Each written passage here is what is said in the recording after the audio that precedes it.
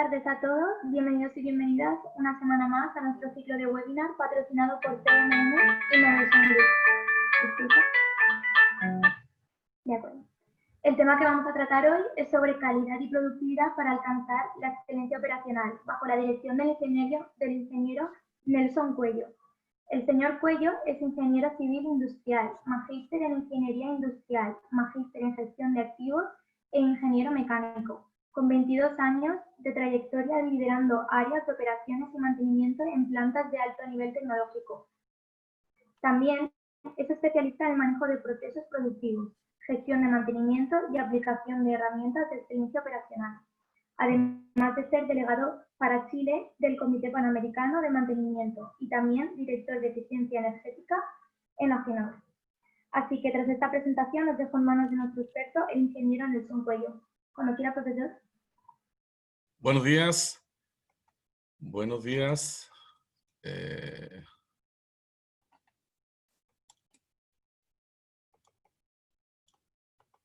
Aquí está. Aquí estamos. Perfecto. ¿Se ve bien? ¿Se escucha bien? Sí, perfecto, profe. Perfecto. Iniciamos entonces. Buenos días a todos. Un gusto estar con ustedes y compartir algunos minutos hablando de un tema tan interesante como la productividad y calidad para alcanzar la excelencia operacional.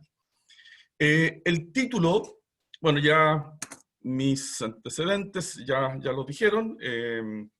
Tengo algún tiempo ya en la industria y vamos a conversar algunos elementos interesantes y para aprovechar el tiempo. Productividad y calidad para alcanzar la excelencia operacional. Al parecer, se observa como un título bastante amplio y ambicioso para poder conversar en estos 45 minutos. Sin embargo, la idea es poder compartir algunas ideas interesantes y que no quiero aburrirlos con los temas, las definiciones teóricas que significa esto, sino que tratar de poder bajarlo al piso de planta y hablar de las problemáticas que significan estos conceptos y cómo lograr estos dos elementos tan ansiados por las organizaciones, y da lo mismo en qué tipo de organización sea o qué producto sea. Si es un producto tangible, intangible, etc. Vamos a hablar un poquito de lo que subyace detrás de estos conceptos y cómo podríamos de alguna manera mejorar, ¿cierto?, en nuestras organizaciones. Vamos rápidamente. Confrontaciones. Ahí tenemos a King Kong, ¿verdad?, y a Godzilla, en una confrontación. ¿Qué es lo que quiero partir esto? Quiero partir con aquellos antagonismos, aquellas confrontaciones que existen en nuestras organizaciones, independiente de qué tipo sean, de qué naturaleza sean. Los antagonismos asociados a conceptos, es decir, dentro de la misma organización tratamos de alguna manera de poner ciertos conceptos y resulta que en la misma organización hay otra línea de pensamiento que hacen que estos conceptos, ¿verdad?, colisionen y de alguna manera generen ciertas fricciones. También los vemos en las áreas, ¿verdad? Áreas que de alguna manera están en ciertos antagonismos. Por ejemplo, el tema de mantenimiento y producción, ¿verdad? En donde mantenimiento quiere mantener y producción quiere seguir, bueno, y ahí hay ciertos antagonismos. Vamos a hablar un poquito de eso más adelante. Lucha de egos también, ¿verdad? Algunos antagonismos de egos entre dos a lo mejor jefaturas pero esto no solamente los antagonismos se dan en la organización área, sino que también incluso si uno baja en el piso de planta, observa que también existen antagonismos, por ejemplo, entre jefes de turno que no se hablan, cosas domésticas en el fondo. Entonces, estos antagonismos, de alguna manera, generan ciertas discrepancias y desaceleran ciertos procesos que pueden producirse dentro de la organización. ¿Y por qué no? Dado que estamos hablando de productividad y calidad, el antagonismo entre la productividad y la calidad. es que quiero producir más con menos, pero por otro lado tengo que generar ciertas líneas de calidad que estén dentro de la normativa contractual con el cliente. Por lo tanto, ¿qué es primero? La calidad, la productividad. Antagonismo conceptual, antagonismo que genera una cierta diferencia.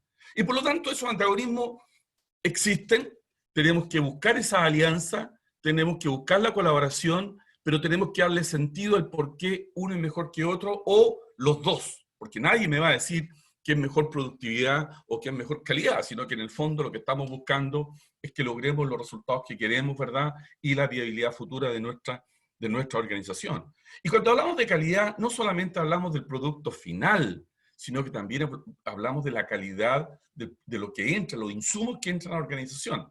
Porque en función de esa calidad voy a producir de alguna manera, de mejor manera. Y hay un antagonismo tal vez con compras, que quiere por un lado también generar, ¿verdad?, un ahorro comprando más barato, ¿verdad?, pero generando ciertas problemáticas y siempre estamos en el límite, Entonces, bueno, hay un concepto que son las confrontaciones que vamos a tener que siempre convivir con ellas. Pero, una buena noticia, productividad y calidad no son, digamos, conceptualmente una confrontación, sino que la hacemos pensar que es una confrontación y la vivimos en nuestra organización de esa manera. Y vamos a hablar un poquito de aquello. Y aquí lo que hay que entender para este concepto es que debemos de alguna manera entender que más que los resultados, entendiéndose de productividad y calidad, aquí lo importante es el negocio. Es decir, pasar de la venta y producto, pasar al mercado y cliente. Esa es la parte conceptual que tenemos que entender y que nos van a ayudar mucho a que estas confrontaciones y estos antagonismos insertos en una organización, que los hay, por cierto, no hay ninguna duda de aquello, tenemos que resolverlo, pero con una mirada mucho más amplia, mucho más arriba. Una orquesta sinfónica, al que le gusta la música, a mí me encanta la música, no sé tocar nada, pero me encanta la música. ¿Qué es lo que vemos acá? Una orquesta sinfónica. Una orquesta sinfónica que de alguna manera está compuesta por muchos participantes, en donde vemos, bueno, las cuerdas, percusión, vientos, ¿verdad? Violines, violonchelos, contrabajos, fagot, timbales, qué sé yo, una serie de elementos. Y lo que pasa en una orquesta es que para que alguien esté dispuesto a pagar por ello, alguien esté dispuesto a pagar una entrada y sentarse cerca, es que lo que va a escuchar le agregue valor a él en términos tal vez de un momento de relajación, un momento, qué sé yo, lo que sea. Pero para ello, todo tiene que funcionar debidamente, ¿verdad? Los staccatos, los crescendo, los decrescendo, ¿verdad? Todo tiene que funcionar muy bien. Aquí los violines no pueden partir antes, tienen que partir cuando corresponde, en la potencia que corresponde, con la delicadeza que corresponde, ¿verdad?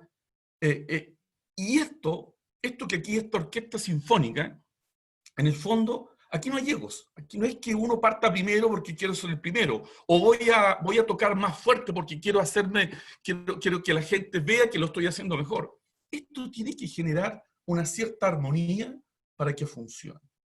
Hagamos el símil respecto, veamos una orquesta un poquito distinta, muy simple. ¿Qué les parece esa orquesta? Nuestra cadena de valor. Tenemos un mercado proveedor, tenemos los suministros, tenemos la manufactura, tenemos la distribución, tenemos el mercado consumidor que tiene ciertas expectativas de nuestro producto, tenemos la innovación y desarrollo donde estamos inventando, generando ideas, liberando talento para hacer cosas distintas en nuestra organización, nuevos proyectos, tecnología, equipamiento, etc. Tenemos una serie de cosas. ¿Cómo hacemos que esta orquesta, que es un poquito distinta a esta orquesta, pero en esencia lo mismo, funcione como una orquesta? Funcione como una orquesta. En donde el mismo rigor, sin descuidar la liberación de talento y la innovación, de alguna manera nos entregue un producto competitivo obviamente rentable, que sea que marque la sobrevivencia de la compañía en el futuro. ¿Y cuáles son los elementos y la armonía? Bueno, elementos como flujo continuo, tiempo de ciclo total, cómo disminuimos los tiempos de ciclo, la eficiencia, la entrega, la calidad, la seguridad, la confiabilidad, la operación, bajo costo inventario, etc. ¿Cómo hacemos que esta orquesta funcione de la misma manera que la orquesta anterior? ¿Cómo hacemos? Porque ahí están, lo que habíamos partido anteriormente, los antagonismos están ahí. Los antagonismos están en cada uno de estos silos, ¿verdad? De estos silos, que en el fondo buscando óptimos locales por sobre los óptimos globales, que están asociados básicamente al negocio. Cuando de alguna manera relacionamos lo que estamos haciendo con un negocio, claramente tenemos más sentido de las cosas que estamos haciendo. Y estos antagonismos entre las distintas tendencias internas que pueden haber, que ya conversamos. Cuando entendemos, ¿verdad?, cuál es la lógica, el negocio, lo entendemos. Pero cuando pensamos en los objetivos particulares, no entendemos y se quedan estos antagonismos. Estas trincheras, ¿verdad? Estas trincheras que existen, que aquí serían las trincheras de, por ejemplo, de mantención, las trincheras de compra, la trinchera de producción, la trinchera, qué sé yo, todas las trincheras que de alguna manera tenemos que tirarlas al suelo, de alguna manera, teniendo objetivos mucho más importantes, ¿verdad? Más que los objetivos. Por supuesto que los objetivos del silo son importantes, la trinchera es importante, por supuesto, porque no se evalúan por ello. Sin embargo, cuando tenemos una visión mucho más de largo plazo, las cosas cambian y nos ayudan a eliminar esta pelea entre Godzilla, ¿verdad?, y King Kong. Hagamos otro zoom. Hagamos un zoom adicional. O sea, al zoom de la cadena de valor, vámonos, por ejemplo, a la función de mantenimiento. ¿Tenemos trincheras? Por supuesto. Hasta el interior de mantenimiento tenemos trincheras, ¿verdad? En la gestión de mantenimiento. Aquí, ¿qué es lo que tenemos? También, por supuesto, tenemos que estar constantemente luchando, ¿verdad?, de manera tal de que este sistema funcione debidamente. Pero muchas veces los sistemas, y particularmente tomo como ejemplo esta lámina y el sistema de mantenimiento, muchas veces, y me ha tocado ver en reiteradas ocasiones, por ejemplo, que internamente mantenemos unos perfectos KPI de confiabilidad, de mantenibilidad, de disponibilidad, maravillosos, maravillosos, pero la percepción, la opinión de producción hacia mantenimiento es mala, por decirlo de alguna manera suave, ¿verdad? ¿Dónde está la problemática aquí? ¿Dónde está el problema acá? ¿Verdad? Bueno, habrá que sintonizar, porque como mantenimiento debe sintonizar con ese gran objetivo de la viabilidad futura de la compañía y el negocio. Tenemos que viabilizar esto que estamos conversando. Por ejemplo, hablemos de algunos temas importantes. Presupuesto. Nuestro gran problema, ¿verdad?, es cómo presupuestamos. Las presiones constantes de finanzas para poder bajar estos presupuestos, ya sea de mantenimiento, en el fondo, ¿verdad?, con la visión antigua del que mantenimiento es un gasto. Entonces, ¿cómo nosotros dentro de mantenimiento hacemos que transformemos una fuente de gasto a una fuente de ganancias? ¿Cómo nos conectamos con el negocio? Algo que no estoy diciendo nada nuevo, está presente, ¿verdad? Pero sin embargo, de alguna manera, tiene que ver con estos antagonismos que tenemos que tirar, esas paredes que tenemos que tirar. Entonces, reconociendo que tenemos ciertos antagonismos para lograr nuestros objetivos, y por ejemplo, particularmente de esta conversación que estamos teniendo en términos de productividad y calidad, ¿qué es lo que tenemos? Tenemos lo siguiente. Tenemos, por un lado, si miramos esta gráfica, tenemos que los bienes de consumo, nuestros productos, van en el tiempo, ¿verdad?, van disminuyendo su precio en estos mercados globalizados, ¿verdad?, en esta competencia terrible de productos que tenemos siempre, alternativa, los precios de nuestros productos van a la baja, ¿verdad?, van a la baja. Y por otro lado, ¿verdad?, los costos de producción van en aumento, van en aumento en el tiempo. Entonces tenemos como la tormenta perfecta. Si nosotros queremos que nuestros costos bajen levemente, no voy a decir que se ponga plan, porque no va a ocurrir, pero bajen levemente, ¿qué tenemos acá? Tenemos que la fuente para bajar estos costos, la solución no es nada más ni nada menos que eliminar pérdidas. Hablaremos de aquello en algunos minutos más adelante. Pero por otro lado, para poder aumentar el precio de nuestros productos, debemos ser capaces de agregar valor a nuestros productos, agregar valor a nuestro producto. Y aquí hay dos herramientas. Por un lado, agregar valor, que dice relación con innovar, agregar algo a nuestro producto que alguien esté dispuesto a pagar por ello y que le agregue valor a él también, ¿verdad? Y por otro lado, eliminar pérdidas. O sea, tenemos dos caminos. Alguien podrá decir, y estoy muy de acuerdo con él si lo dijera, no es solamente eso. Hay que ver el tema de sustentabilidad, ¿verdad? Por supuesto, pues hay otro elemento, no solamente esto, pero como estamos hablando de productividad y calidad, nos metemos en estos dos elementos que son importantes. Hay otros elementos que tienen que ver con, como ya les decía, la sustentabilidad de una compañía y una cosa relevante. Entonces tenemos dos caminos. Por un lado, eliminar las pérdidas, y por otro lado, agregar valor a nuestros productos. ¿Y con eso qué hacemos? Por un lado, eliminando pérdidas, hacemos que la curva no sea tan inclinada, le quitamos pendiente, y por otro lado, ¿verdad? Hacemos que, agregando valor, hacemos que el precio no baje como debería bajar, sino que tratamos de que esta curva no sea tan fuerte. Entonces, por un lado tenemos, en esta parte, aseguramos el presente, eliminando pérdidas, y por otro lado, ¿verdad? Innovando y generando una estructura de innovación en una organización, vamos asegurando el futuro. Por lo tanto, dos herramientas, dos caminos que de alguna manera debemos tomar para lograr lo que estamos buscando.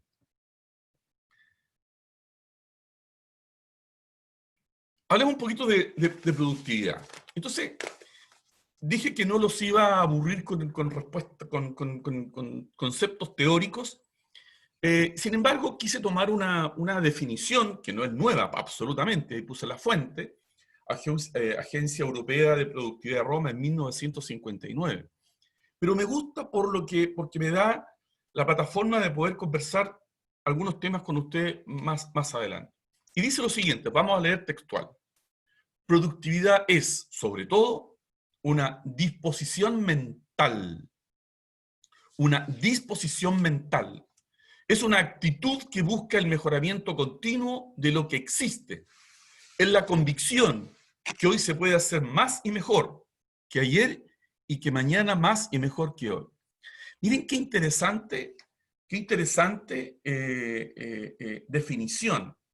Porque en el fondo la productividad como la conocemos, digamos, es el concepto de hacer más con menos, o por lo menos hacer lo mismo con menos, pero, ¿verdad? De alguna manera es ser más eficiente, comillas. Podrá haber memoria respecto al concepto de eficiencia, da lo mismo, no quiero meterme en una camisa teórica del tema, sino que lo presenta como una disposición mental más que una forma de medición. Es decir, es en el fondo en que toda una organización, todos, desde el gerente general hasta el último operador que está haciendo alguna faena en el piso de planta, estén con la convicción de un mejoramiento continuo que permita aumentar la productividad. Obviamente, cuando hablamos de disposición mental, estamos refiriendo a la propia capacidad y talento de las personas, abiertos, ¿verdad?, a esta forma de hacer nueva. Entonces, ¿qué es productividad desde el punto de vista de esta? Es una disposición mental. Por supuesto que tenemos que hacer las cosas bien, evitar los errores, evitar las fallas, evitar todo lo que ya sabemos. No voy a entrar en ese tema. Sin embargo, lo que nos interesa es una disposición mental en que todos, es decir, no solamente 2 o 3 personas pensando en cómo mejorar, sino que cómo llevamos esto a toda la organización desde arriba hasta abajo, en el cómo mejorar y cómo agregar valor a lo que estamos haciendo para, en estos dos caminos que he planteado al inicio, que tiene que ver con eliminar pérdidas y, por otro lado, generar la innovación, una creación, liberando el talento. No estamos pidiendo una innovación disruptiva para cada caso, sino que estamos hablando de una disrupción incremental que permita la mejora, ¿verdad?, en pequeños pasos. Por cierto, que ambas se complementan. Tanto la disruptiva, que requiere de una inversión importante, tal vez, ¿verdad? Lo importante va a depender de cada empresa, qué tan importante es, pero por otro lado, esta disrupción, esta innovación de tipo incremental, que de alguna manera va a ir mejorando la condición de la línea, del proceso informático, del proceso de servicio, etc. Lo que nosotros creamos que es importante de nuestra organización. Entonces, cuando hablamos de pérdida, ¿de qué estamos hablando? ¿Verdad? ¿De qué estamos hablando cuando hablamos de pérdida? Bueno, estamos hablando de todo lo que nos agrega valor en nuestra organización. Existen pérdidas, y aquí podríamos, bueno, conversar un montón, pero tenemos un tiempo limitado, sin embargo, ¿existen pérdidas? Claro, por supuesto que existen pérdidas. ¿Pero qué es una pérdida? Entonces, nosotros normalmente ahí hay varias tendencias. Lean habla de 7 pérdidas, por ahí TPM habla de 16 grandes pérdidas. Bueno, da lo mismo, no importa la cantidad ni quién puso más ni puso menos. Lo que quiero decir es que todo lo que nos agrega valor es una pérdida. Vamos a algunos ejemplos muy simples. Cuando hablamos de máquinas, bueno, hablamos de las paradas de máquinas, que hacen una detención de una línea. Ahí tenemos una pérdida. Podemos calcularla, ¿verdad? Podemos calcular la facturación que dejaste de generar. Bueno, hay fórmulas de cálculo ahí. Por otro lado, podemos hablar de pequeñas paradas, como los chocoteis. Podemos medir las detenciones, podemos los problemas de calidad, los cambios de setup de un producto A a un producto B, etc. O sea, hay una serie de pérdidas que tenemos que ser capaces, primero, de identificarlas, segundo, de evaluarlas, tercero, de priorizarlas, y cuarto, actuar en consecuencia. Es decir, una vez que la hemos identificado, la hemos evaluado, la hemos priorizado, actuamos en consecuencia, ¿verdad? ¿Y qué es una pérdida en realidad? Bueno, la pérdida en el fondo es la diferencia de una condición real a una condición ideal. Por ejemplo, si una máquina tiene que trabajar nominalmente, fue comprada para 5.000 cortes por minuto, 5.000 cortes por minuto, por decir algún número, la pregunta es ¿por qué estamos trabajando a 3.000 cortes por minuto? El gap, ¿verdad? El gap, estamos hablando de varios miles de cortes. Y por lo tanto, lo que tenemos que aquí tener claro es preguntarnos, ¿por qué estamos trabajando a menor velocidad? Y aquí, no sé, en todos los países somos muy creativos para argumentar el por qué, y tenemos respuesta para todo. La pregunta es, ¿qué podemos hacer para disminuir esa brecha? Porque esa brecha, en el fondo, es una pérdida. Si nosotros hemos programado, por ejemplo, un overhaul de 25 días, y resulta que nos demoramos 30 días, 25 días debiera ser, y lo estamos demorando 30 días, tenemos una pérdida de 5 días. Calculemos cuánta plata significa. Si nosotros somos capaces de llevar esas pérdidas a dinero, ¿verdad?, nos va a mover. Si lo hablamos en cuántos cortes estamos perdiendo, no nos dice mucho. Pero si nosotros somos capaces de evaluar la cantidad de dinero que hay en cada una de esas pérdidas, créanme que hay ahí un tema y se levanta rápidamente. Pero cuidado que también siempre cuando entramos a una fábrica vemos el scrap, vemos la pérdida que está, la detención de la máquina, los tiempos improductivos, pero existen otro tipo de pérdidas que yo te diría y me atrevo a decir que son más todavía mayores que las pérdidas que nosotros podemos ver en la máquina, que son las pérdidas tipo administrativas. ¿Y qué significa eso? Significan decisiones, información que no llega bien. Por ejemplo, de poner en un programa productivo, por ejemplo, una cantidad de productos que nunca se vendieron. Las pérdidas administrativas, en el fondo, gatillan acción. Y la pérdida, la información, no es una pérdida en sí, sino que la pérdida en sí es la acción que se generó al hacer tal cosa. Si el presupuesto, por ejemplo, si la parte comercial define cierto programa productivo y ese programa productivo solamente se hizo en un 80%, se vendió, y el otro 20% durmió, el producto está durmiendo el sueño de los justos en un almacén, en una bodega, claramente, ¿verdad? Hay una pérdida. Y siempre, en verdad, nosotros, agentes de mantención, el productivo, luchamos contra estos movimientos de programa, por ejemplo. Y ese es un ejemplo. Tenemos muchos más ejemplos de lo que significa las pérdidas. Pero las pérdidas existen, están en nuestro entorno. Toyota, después de muchos años, sigue trabajando en las pérdidas, sigue avanzando en las pérdidas. Ya está viendo la rotación de capital, pero sigue mirando, ¿verdad?, dónde están las oportunidades. Entonces, hacer más con menos. Entonces, árbol de ganancia, priorizar meta reducción. Aquí tenemos un ejemplo que lo entrega uno de los modelos que existen, ¿verdad? En donde de alguna manera ahí están todas las pérdidas, las 16, tenemos 8 de equipo, 3 de grandes pérdidas y 5 de pérdidas de trabajo humano.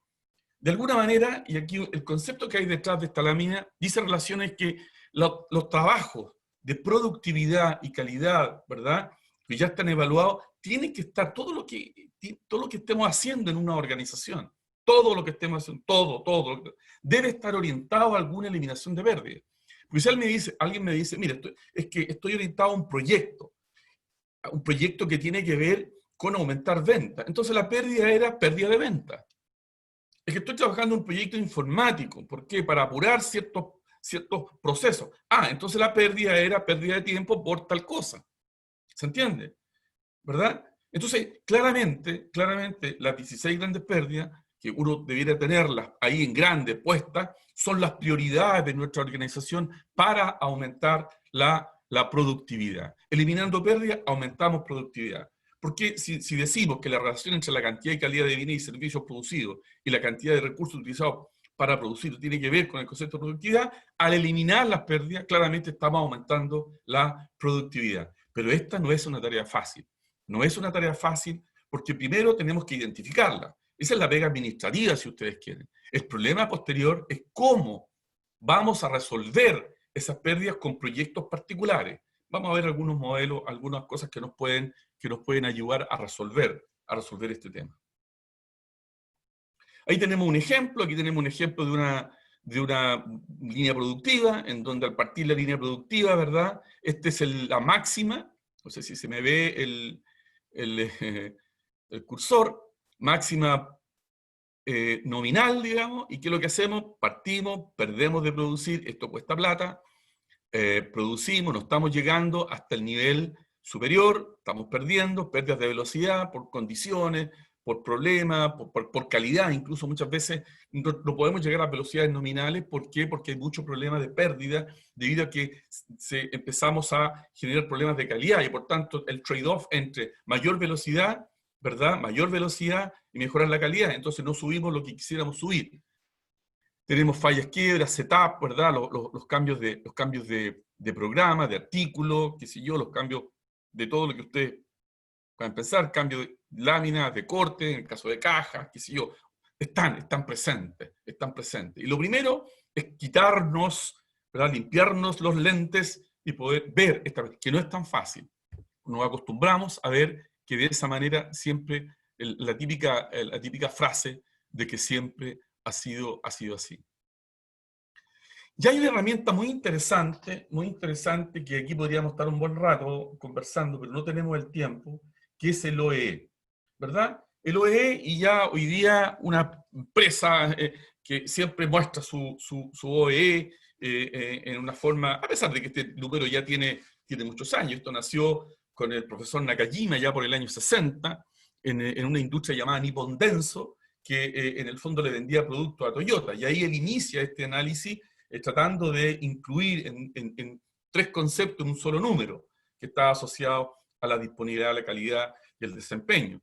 Y de alguna manera desarrolla para una máquina para una máquina para tratar de saber dónde enfocar los recursos. Es decir, si es un tema de calidad, si es un tema de disponibilidad o de desempeño.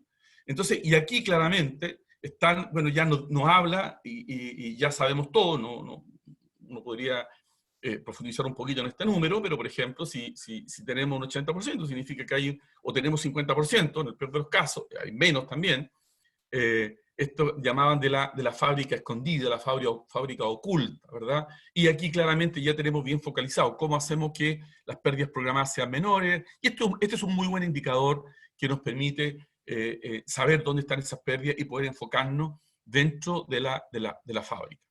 Y por supuesto, las pérdidas por defecto, que no son menores.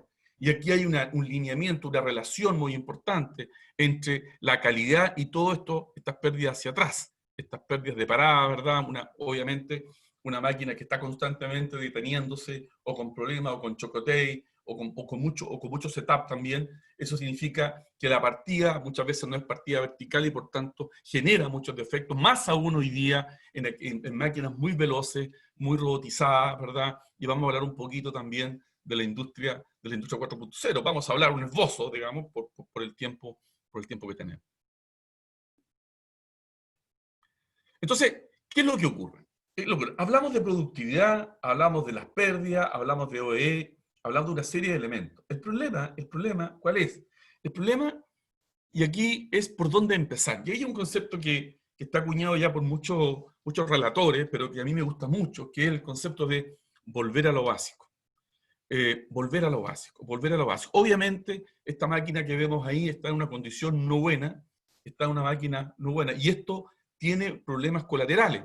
¿Cuáles son los problemas colaterales que esto tiene? Bueno, tiene un operador estresado, un operador corriendo por todos lados, ¿verdad? Con mucha posibilidad de accidentarse, y también produciendo problemas de mala calidad, ¿verdad?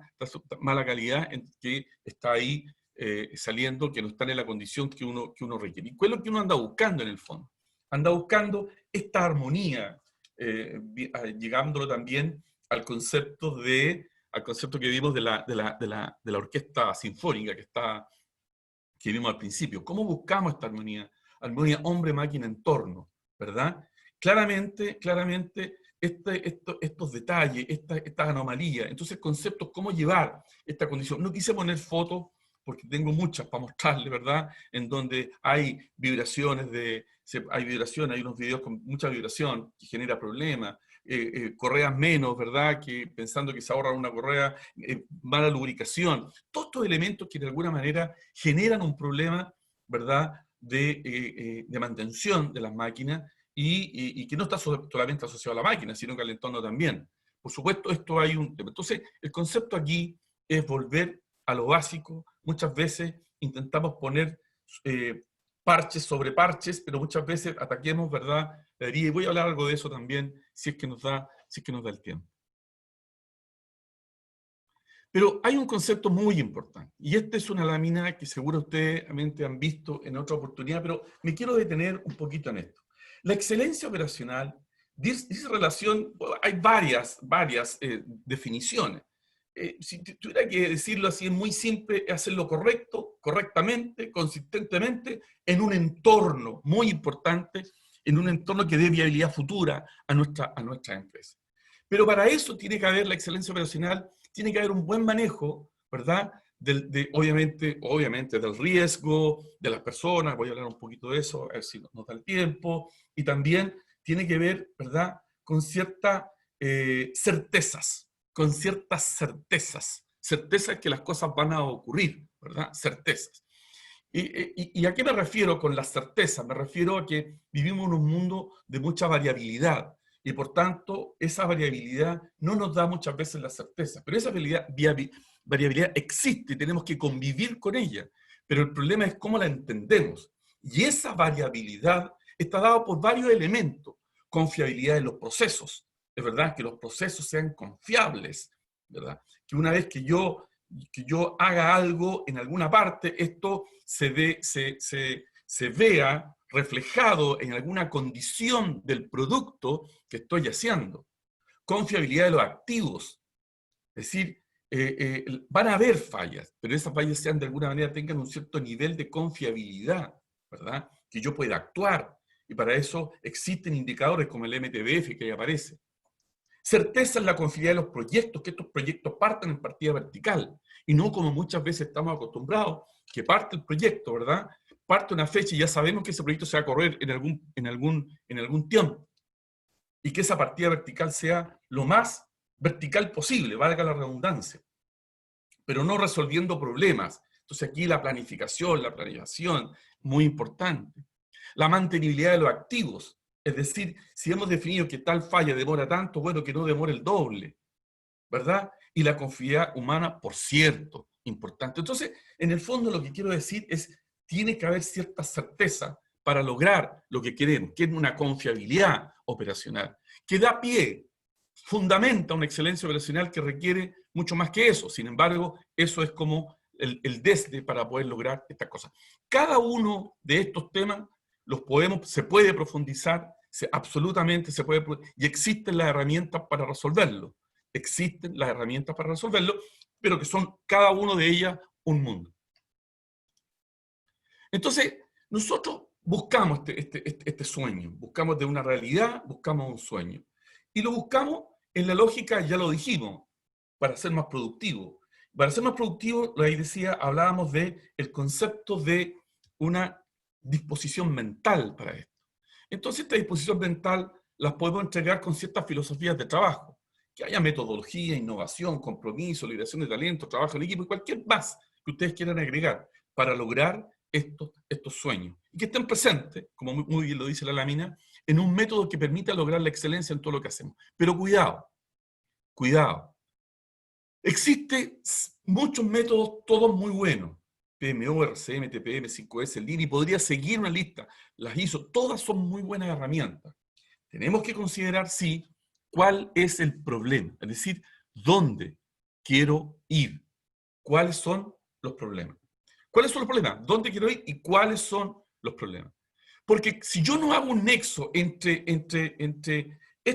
todos estos métodos, o lo que quiero emprender, el proyecto que quiero emprender, cualquiera sea que están en la parte izquierda de mi lámina, si no logro conectar esto con mis problemas, créanme que esto va a haber, valga la redundancia nuevamente, otro problema. Porque esto va a durar lo que dura el gerente que lo trajo a la compañía. ¿Se entiende? Entonces tenemos que ser capaces de lograr esta unión entre mi problema y lo que yo estoy haciendo. Y cuando defino cuál es mi problema, estoy diciendo cuál es mi problema. ¿Es un problema de logística? ¿Es un problema de confiabilidad? ¿Es un problema de inocuidad? ¿Es un problema de riesgo? ¿Cuál? ¿Qué quiero apuntar? Y esto, ¿cómo está conectado? ¿Cómo está conectado con mis pérdidas? Recuerden ustedes que la idea es aumentar esa productividad. Y yo aumento la productividad eliminando pérdidas, pero que tiene que estar asociado también a la calidad. Entonces yo elijo. Y ahí tenemos una serie de opciones. Una serie de opciones que están presentes en esta lámina, en donde cada una de ellas son excelentes herramientas. También tenemos por ejemplo, rápidamente, SMED, RCM, una de las tendencias de RCM, ustedes saben que hay varios, Kaizen, Six Sigma, qué sé yo. Pero, y aquí un comentario en el tema de SMED, lo que estamos buscando es separar la acción externa de la interna, pero ¿a quiénes vamos para buscar esa relación? A los operadores y a los mantenedores. En Six Sigma, ¿qué hacemos? Bueno, definimos entender la variabilidad, todo un método muy interesante y que podríamos dar para mucho más. Sin embargo, me voy a detener solamente el concepto de DMAIC, definir, medir, analizar, mejorar, ¿verdad? Y aquí, ¿qué es lo que se hace? Se busca un proyecto y ese proyecto se analiza. ¿Con qué? Con gente del piso planta. RCM, redefinir, ¿verdad? Redefinir los planes de mantenimiento, de alguna manera haciendo 7 preguntas y yendo a quiénes, al piso de planta. TPM, lo mismo. Es decir, ¿cuál es aquí el centro neurálgico de todo esto? Miren a lo que llegamos.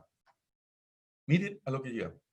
Son las personas. Estamos en cada uno de estos métodos y todos los demás, estamos recurriendo a las personas para que nos den esas soluciones.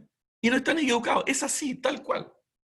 El punto es que todos estos métodos necesitan, y aquí asoman y afloran, ¿verdad? Liderazgos, afloran una serie de herramientas. Y la idea es que pasan momentos de crisis. que pasa en momentos de crisis. Lo estamos viviendo, ¿verdad? Nos propusimos implementar un método. ¿Ha funcionado? Éxito. Sí, tapamos una botella de champaña. Pero por otro lado, ¿qué ocurre? La pregunta es, ¿hemos disminuido pérdidas? ¿Aumentó la confiabilidad de los equipos? ¿Mejoró nuestro entorno? ¿Las personas están participando? ¿Existe una orientación a la prevención? No digo que tengamos que aplicar uno de estos métodos para mejorar la productividad. Lo que estoy diciendo es que ya existen herramientas, modelos y filosofías que nos permiten apuntar al aumento de la productividad. Y están ahí para usarlas. El problema es que si las elegimos mal, no hay convicción respecto, no hay una relación entre el problema y el método, o no existe una convicción de que esto es necesario, o al momento de una crisis lo dejamos de lado rápidamente y seguimos haciendo lo que estábamos haciendo, claramente va a ser una pérdida de tiempo y de dinero. Revisemos algunos conceptos que creo van a ser útiles y que cada uno de ellos estamos mirando encimita, porque cada cosa tiene mucho hilo, digamos, muchas cosas que conversar. Hablemos de algunos temas interesantes que pueden ayudar. Primero, tenemos que entender 3 factores que son muy relevantes hoy día en nuestras organizaciones y nos están pegando mucho. Hay 3 elementos que son muy importantes. Primero, la complejidad. La complejidad está siendo un problema hoy en día. Vamos a hablar de ello en una lámina más cuando veamos algo muy simple de lo que está pasando con la industria 4.0 en nuestra organización, la complejidad. Cuando yo digo volvamos a lo básico, no digo resolvamos los problemas con las herramientas que tenemos hoy día. Y luego, en una iteración, vemos cómo podemos, de alguna manera, hacerlo más rápido con alguna implementación tecnológica. Pero si no lo sabemos hacer bien a mano, créanme que vamos a llevar ese error aguas arriba o aguas abajo, dependiendo de qué metodología o qué inversión estemos haciendo, y al final compliquemos más la situación. La complejidad hoy día es un problema. Debemos tratar de hacer las cosas simples.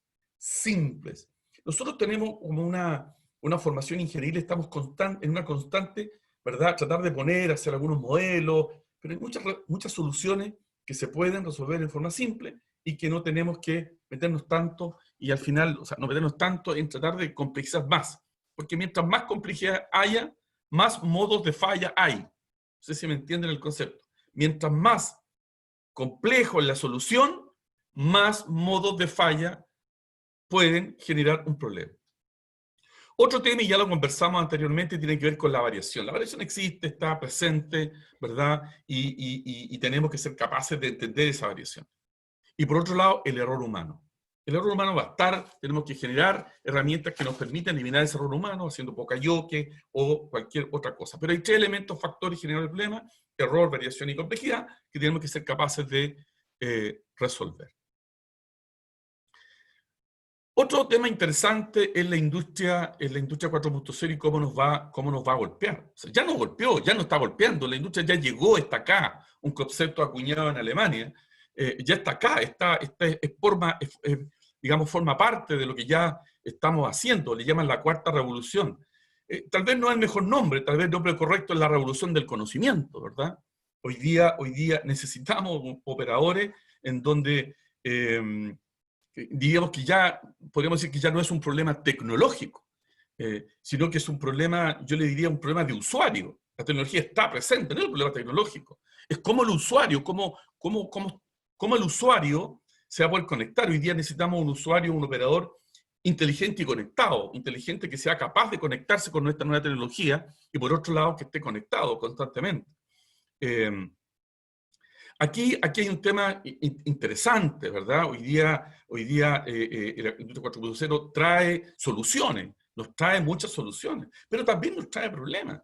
Claro que también nos trae problemas, no es la solución a todo, no es la panacea. ¿Por qué? Nos va a traer problemas de adaptabilidad, ¿verdad? Y trae problemas también de otro tipo, con máquinas más rápidas conectadas una con otra.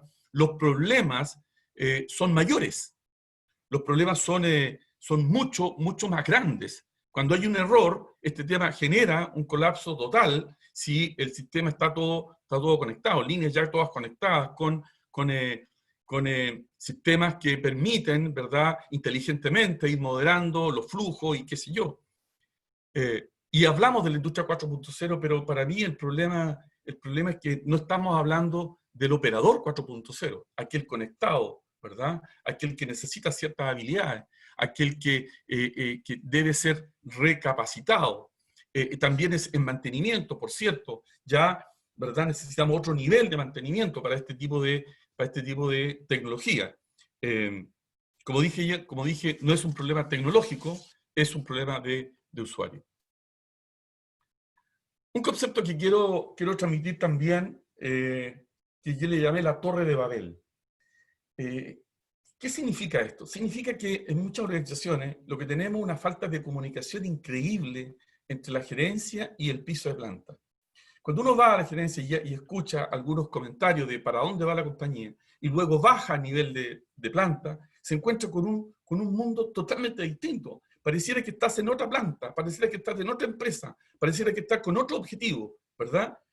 En otra relación, y aquí dice relación en cómo la estrategia baja al piso de planta. Como dice el profesor Luis Améndola, ¿verdad? Cómo bajamos del castillo para poder entregar y desplegar lo que se quiere dentro de la organización. Es un tema no menor, y eso pasa, como ejemplo, puse ahí con los indicadores. Cuando los indicadores no se conectan, cuando los indicadores están en contra respecto de otras unidades, hablábamos de los antagonismos, cuando los indicadores están mal puestos, por supuesto, y esto lo pongo como ejemplo, ¿verdad? En donde operaciones le pagan o producción le pagan por velocidad, por qué sé yo, por esto, y por otro lado, por producción y mantenimiento tiene su famoso mantenibilidad, confiabilidad, MTBF, MTBR, MTTR, ¿verdad? Entonces ahí crean antagonismo. Entonces hay un concepto muy interesante, y aquí podríamos conversar un buen rato, no todo el tiempo, pero el concepto de la Torre de Babel, es decir, cómo conectamos estos mundos, ¿verdad? Y aquí lo dice ahí, yo lo dije anteriormente, no se necesita a un comité de eruditos pensando en disminuir las pérdidas. Necesitamos que la reducción esté en el ADN de la organización. Pero para eso tiene que haber una buena comunicación y hablar un solo idioma, es decir, no a la Torre de Babel. Otro concepto interesante que me gustaría compartir, ya me estoy pasando al parecer del tiempo que me dieron, pero voy a tratar de andar un poquito más rápido, es volver a las herramientas básicas. Herramientas básicas. Un análisis de causa-raíz. Ahí le ponemos ADF, análisis de falla. Volver a las herramientas básicas. Causas verdaderas. Yo estoy seguro, no tengo ninguna duda, que cada uno de ustedes, las personas que están conectadas, han pasado por un análisis de causa-raíz. Estoy seguro, no, porque es como básico. Pero cuando uno ve realmente cómo se están aplicando estas herramientas, no se están aplicando de la mejor manera. Lo hacemos a veces por cumplir. Y aquí tengo un ejemplo, análisis de las 4M. No digo que un análisis de las 4M y un análisis de falla nos vaya a resolver todos los problemas, pero sí nos van a dar una probabilidad de error mucho más baja. Un análisis de causa raíz o ADF, ¿verdad? Define el fenómeno, el por qué, despliega las cuatro qué sé yo, la carta GAN para la actividad, qué sé yo. No va a resolver el problema tal vez, pero sí te va a hacer pensar de tomar todas esas variables y resolver el tema con una menor probabilidad de error. Si el problema vuelve a ocurrir, tomamos ese nuevo análisis de causal y vemos qué cosas no consideramos. Y ahí tenemos de todo. Entonces, el concepto aquí es volver, ¿verdad?, a las herramientas básicas, el 4M, ADF y todo lo que ya conocemos, esquina de pescado y toda la vida que ustedes ya conocen. Reconocer mis debilidades, otro concepto, por ejemplo, el tema de calidad. Esta lámina dice relación con estamos varios niveles de calidad.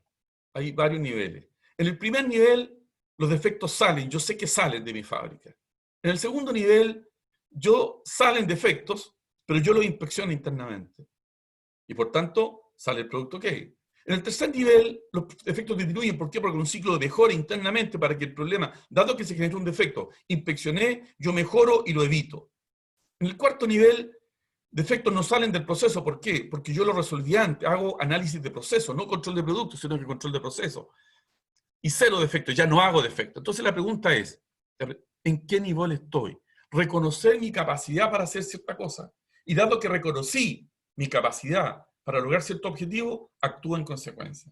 Pero no Muchas veces las organizaciones decimos, no, si yo puedo hacer esto, y a veces no es así. Es como el análisis personal. Estas son mis debilidades, estas. Yo no puedo hacer un curso de medicina porque no sé eso. Sé otras cosas, pero no sé eso, ¿verdad? Entonces, lo que quiero decir es que reconocer mis debilidades, hasta dónde, y algo que nos cuesta mucho, lo digo por mí, pedir, ser humilde, decir, esto lo desconozco, esto no lo puedo hacer, hasta aquí llego, necesito ayuda, porque muchas veces nuestro ego, ¿verdad? A veces nos hace hacer cosas que no debiéramos y eso afecta la productividad de la compañía, porque en el fondo sé que no lo voy a poder hacer. ¿Qué es una crisis? ¿Qué es una crisis? Bueno, la crisis la estamos viviendo. Mire, ¿quién lo diría? Todos la estamos viviendo. Hoy día apareció el coronavirus, ¿verdad? Y nos dejó, nos hace cuestionarnos todo. Incluso ahí puse la estrategia, ¿verdad? Antes la estrategia de una compañía se hacía cada 2 años, o no sé, dependiendo de la empresa. Hoy día prácticamente debemos hacerlas 2 veces al año, digamos, porque las cosas están cambiando muy rápidamente. Y no solamente esta crisis, que es muy potente, muy grande, nos tocó vivirla, digamos, nos pilló en este trance, ¿verdad? Sino que también ya teníamos una crisis de clima, también teníamos una crisis de alguna recesión, en Chile particularmente había una sequía, entonces la crisis está presente, lo que pasa es que esta es mayor que todas, digamos, ¿verdad? Y tenemos que de alguna manera enfrentar, porque también estas crisis también nos ayudan. Pero, por ejemplo, hay algunas cosas potentes, como que esto le dio un empujón enorme al tema del trabajo, ¿verdad? Y la internet y todas esas cosas, digamos, no voy a entrar en detalle, pero también generó algunas complicaciones, porque nosotros siempre en las compañías hablamos del Gemba, del terreno, nos enseñó Taichi Ono, Shigeo Shingo, ¿verdad? Recorrer las plantas, ¿verdad? Y ahí un poco se pierde este face to face, ¿ah? Se ponen a prueba todos los sistemas. Y de alguna manera genera un tema. Entonces, las crisis hay que enfrentarlas con forma innovadora, son oportunidades, y también hay técnicas para resolver esto. La crisis genera cambio. Y aquí voy a tocar un tema que también, al igual que las herramientas de análisis causa-raíz, y que seguramente la mayoría de ustedes ha hecho cursos de liderazgo. En el fondo, lo que quiero decir acá, ¿verdad?, es que aquí afloran los liderazgos. Porque los cambios, que los van a ver, ya, por ejemplo, en este minuto, dado también el coronavirus, van a haber ciertos cambios, y sin coronavirus también, porque también ya les decía que han existido otras crisis que las vemos más de lejos, pero nos están pegando, es cómo hacer un buen análisis de gestión del cambio.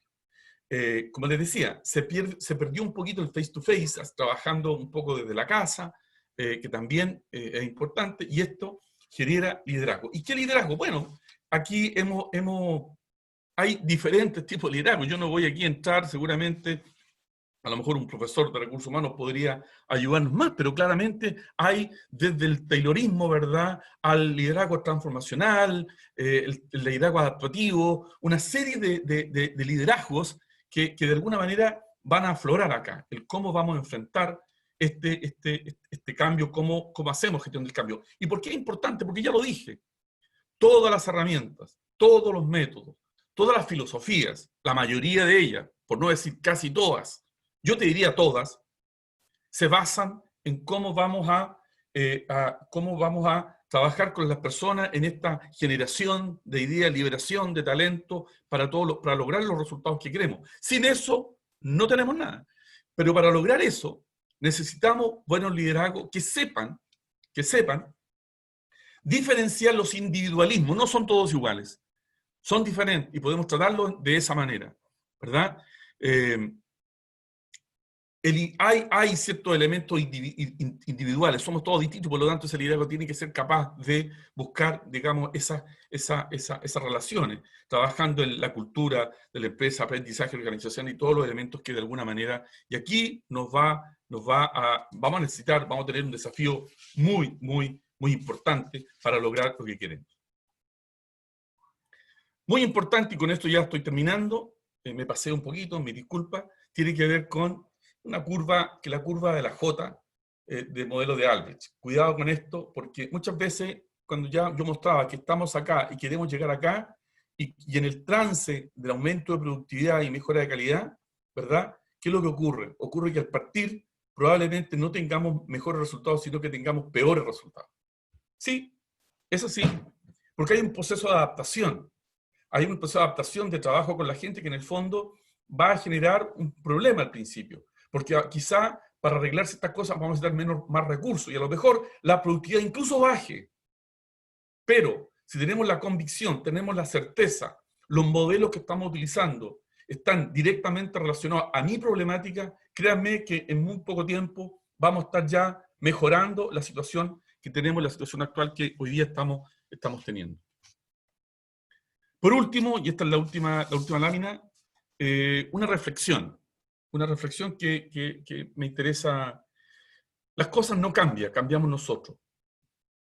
El COVID, esta pandemia que estamos viviendo, el tema del cambio climático, el tema de o sea, todos los problemas que están asociados son elementos externos que de alguna, la industria 4.0, que llegan hacia nuestro entorno, están ahí presentes, ¿verdad? Pero las crisis ya venían, digamos, de alguna manera estaban más lejanas, pero venían. Ahora llegó esta pandemia que está más cercana. Pero las cosas cambian, cambiamos nosotros. Esto es un tema fundamental. Debemos ser capaces de innovar y adaptarnos. Hay varias frases muy célebres de la adaptabilidad y la flexibilidad.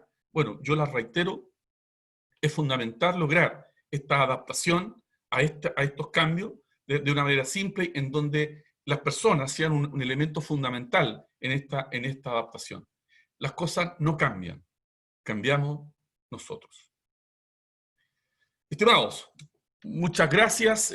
Claramente es una 45, un poco más de tiempo. Son muchos temas y qué ganas de poder profundizar en cada uno de ellos. No nos da el tiempo para lograrlo, pero porque hay poco tiempo, pero es el minuto para poder, y ustedes puedan profundizar en cada uno de estos temas y otros más que seguramente van a tener buenos dividendos en las cosas que estamos haciendo. Un gusto de haber compartido estos minutos con ustedes. Gracias.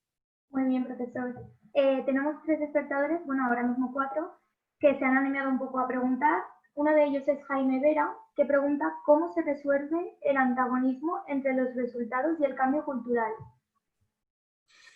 Muy bien, Jaime, muy bien. Efectivamente, digamos, es un proceso. Aquí no hay recetas. Claramente no tenemos recetas entre cómo se resuelve. Aquí la única receta es, como ya lo dije en algún minuto, la receta dice relación con cuál es el objetivo que queremos lograr. Esta visión simplista de mirar nuestro silo claramente nos hace perder, y tratar de optimizar nos hace perder el norte. Nos hace perder el norte, por supuesto. Nos hace perder esta visión de negocio más amplia. Debemos ser capaces de, entendiendo esto, buscar las acciones colaborativas internamente, pero no se hace desde la lógica del tienes que cambiar solamente, sino que entender por qué tenemos que cambiar. Eso no es fácil, es muy complejo, y esto dice relación con los liderazgos. Es un buen tema, es una muy buena pregunta, porque no es fácil de lograr. Muy bien. Tenemos otra pregunta de Jerry Juliana, que pregunta, ¿cuál es la diferencia entre el tiempo de ciclo y el lead time? Lead time. También, buena pregunta. El tiempo de ciclo engloba el lead time, ¿verdad? Lead time, normalmente lo que nosotros hacemos es tratando que los lead times sean los menos posibles. Desde que se compró algo hasta que llegó. Normalmente, ¿dónde lo necesitan? ¿Dónde se ocupan? Se ocupan en todos aquellos procesos de que partió el cambio de artículo, el cambio. Un tiempo de ciclo, de alguna manera, se refleja, de alguna manera, con todos los lead time interiores.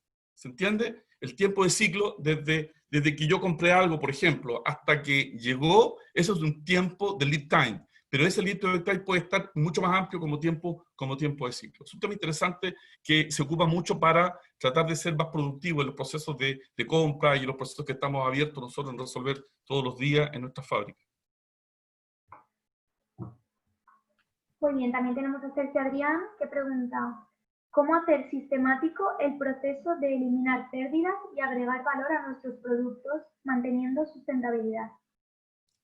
Claro, claro. O sea, lo que pasa es que la sustentabilidad, por supuesto, la sustentabilidad es un concepto mucho más amplio, ¿verdad? Es un concepto mucho más amplio que dice relación con todo nuestro entorno, la viabilidad futura de nuestra empresa. Eso es muy, muy relevante. Ahora, el tema de eliminar pérdidas, ¿verdad? Hay dos mundos. Nosotros hablamos del árbol de pérdida, es decir, dijimos, tenemos que tener las pérdidas, tenemos que tener definidas esas pérdidas, por supuesto, y luego ir disminuyéndolas con proyectos definidos para cada una de ellas. Definir el proyecto, digamos, proyectos para resolver cada una de esas pérdidas.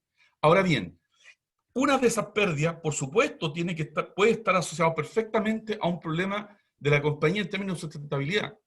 Por ejemplo, supongamos vamos a ver algún cierto nivel de industria de plástico, ¿verdad? Y esa industria de plástico está relacionada, por ejemplo, con mucho scrap, y ese scrap no se puede volver a utilizar, ¿verdad? Y ese puede ir a una empresa que de alguna manera, esa empresa lo que hace con ese scrap, lo puede vender, muchas veces hay que pagar incluso por algunos residuos que son contaminantes. La pregunta es, ¿cómo ese producto que sale de nuestra empresa podemos de alguna manera evaluarlo en términos de una cierta pérdida y cómo podemos aprovecharlo? Por ejemplo, con alguna herramienta de economía circular, para efectos de volver a utilizarlo dentro del proceso, o de alguna manera tratar de no hacer esa pérdida. Tenemos las 16 grandes pérdidas que están asociadas a cómo estamos perdiendo. Y si alguna de esas pérdidas, si entendí bien la pregunta, dice relación con algún elemento que nos preocupe desde el punto de vista de la sustentabilidad, bienvenido sea. Muy bien. José Santana también nos dice, excelente ponencia, Nelson, y muchas gracias.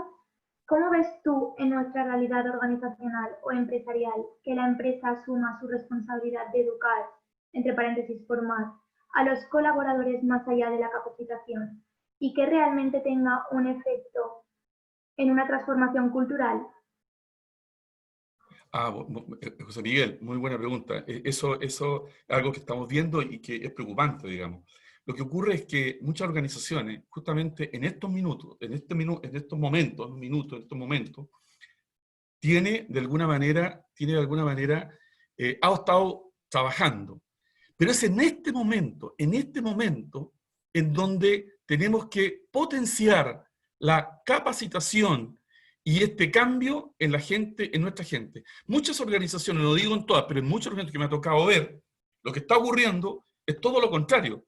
Dejan de lado esta capacitación porque están asociados, miran que es un momento de sobrevivencia, más de crecimiento, ¿se entiende? Entonces, pero tenemos que aprovechar, porque este es el minuto que hay un contexto complejo, yo le llamo tiempos violentos, la tormenta perfecta, en donde tenemos que aprovechar, y la gerencia, las organizaciones, tienen que aprovechar este minuto para poder capacitar y para poder generar. Es el mejor minuto, porque está la crisis acá. No es que vamos a cambiar, o vamos a generar un cambio, vamos a capacitar para prepararnos para la tormenta. La tormenta está acá, llegó, está presente. Si no hicimos ese camino, hagámoslo ahora, es el minuto.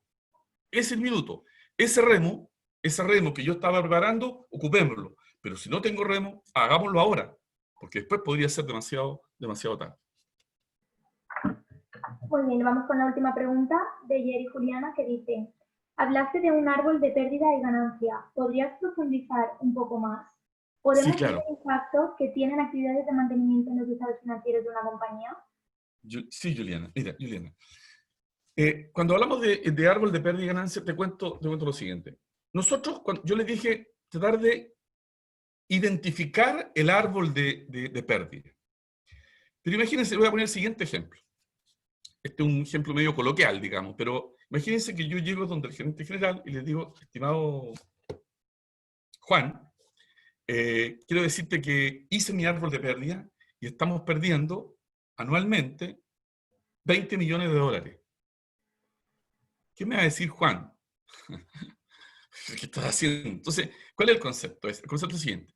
yo genero mi árbol de pérdida y digo, esto es lo que estoy perdiendo. Esta es la diferencia entre lo real y lo que donde yo debería estar. Esta es la diferencia. Este es el dinero.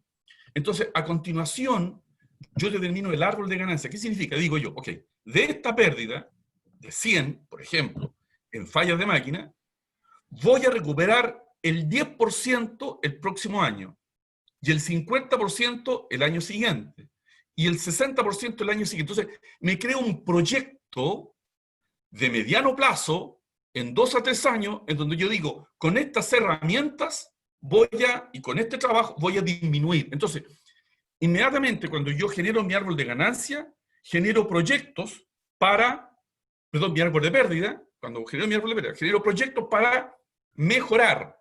Y eso pasa a ser mi árbol de ganancia. Entonces yo ahora distinto. Voy donde Juan y le digo, estoy perdiendo 20 millones de dólares. Pero quiero decirte que el año número 1 voy a recuperar un 10%, el año número 2 voy a recuperar un 30%, y el año número 3 un 40%.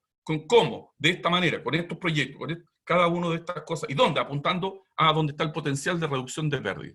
Y por supuesto, si lo unimos al tema de mantenimiento, por supuesto que tenemos temas interesantes. Por ejemplo, Juliana, voy a poner un ejemplo muy simple.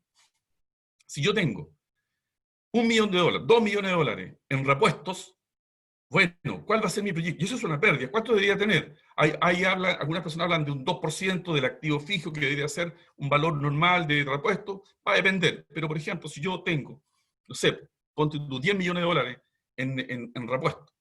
Primera pregunta que me hago, estoy 10 millones de más, o sea, una pérdida. Digo yo, bueno, los repuestos que están ahí, ¿son críticos?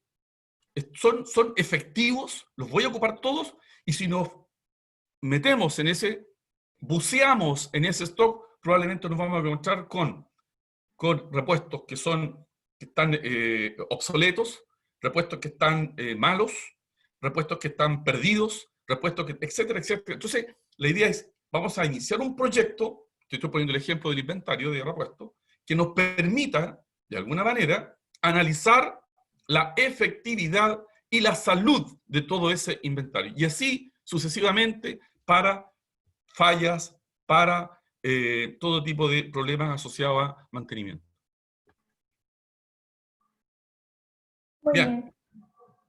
Una pregunta más que se me había pasado, de Jorge Leonardo, que pregunta, profesor, ¿me podría indicar algún tip práctico de cómo conectar el análisis del costo de ciclo de vida de un activo para optimizar el proceso productivo de una empresa de manufactura?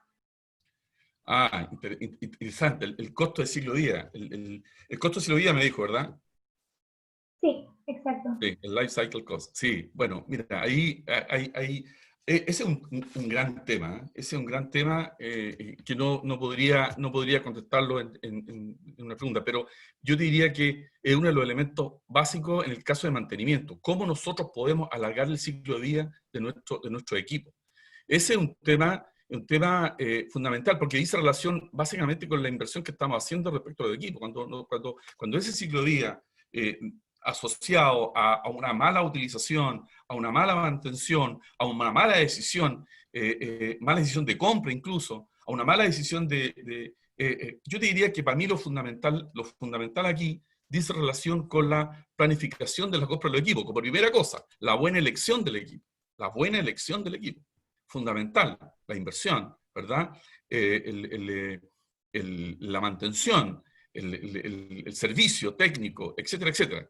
Por otro lado, tiene el tema operacional, la capacidad de ese equipo para desarrollar la tarea que se compró. Muchas veces compramos un cierto equipo y está mal dimensionado, y al estar mal dimensionado, comillas, lo hacemos pedazos, tratando de sacar números que nunca podría sacar ese equipo, ¿verdad?